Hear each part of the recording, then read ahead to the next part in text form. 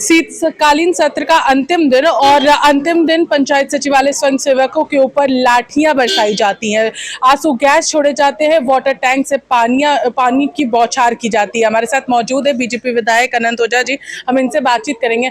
अनंत जी, एक जो सरकार कहती थी कि हम युवाओं की सरकार है, आज उन युवाओं के ऊपर लाठीचार्ज हो रहे हैं। नहीं, आपने देखा होगा कि झारखंड विधानसभा में कई प्रश्न कायामों के माध्यम से हमने लगातार पंचायत स्वयंसेवकों की बात हो, युवाओं के रोजगार की बात हो, नियोजन नीति की बात हो, लगातार उठाते रहे और इन्हीं नौजवानों को भरोसा दे करके ये कांग्रेस झामुमो गठबंधन की सरकार सत्ता में आई थी। लेकिन आज जब वो नौजवान अपनी मांगों को लेकर के लगातार कई दिनों से संघर्षरत है और विधानसभा के माध्यम से सरकार से गुहार लगाने आते हैं, तो आज उसके ऊपर लाठियां बरसाई जाती है, दमनात्मक किया जा रहे हैं।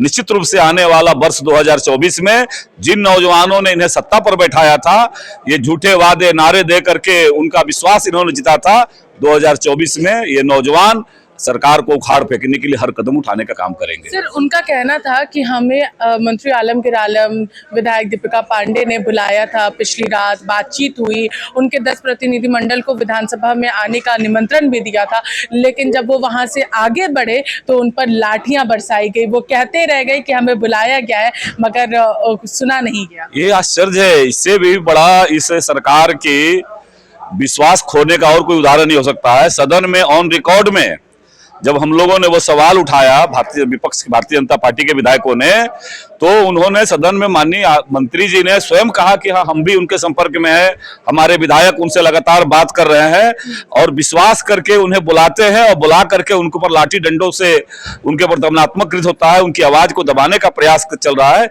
ये लोकतंत्र के लिए चिंताजनक है और निश्चित रूप से हमारे जो युवा साथी है, जो भी आंदोलनरत युवा साथी है, ये वर्ष 2024 में सरकार के झूठे वादे और दमन के खिलाफ निश्चित रूप से 2024 में इनको उत्तर देने का काम करेंगे।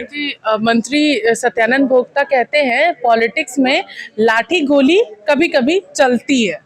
नहीं, अभी तो सत्ता का अहंकार इनके सर पर बोल रहा है, तो देश ने भी देखा है, दुनिया ने भी देखा है, जहां भी दमन का सहारा सरकारों ने लेने का काम किया है, उसको सत्ता से हटना ही पड़ा है और ये उसी अहंकार की भाषा माननीय मंत्री जी बोल रहे हैं। विधायक इरफान अंसारी कहते हैं कि बीजेपी ने गोलियां चलाई थी, हमारी सरकार ने केवल लाठी चलाई।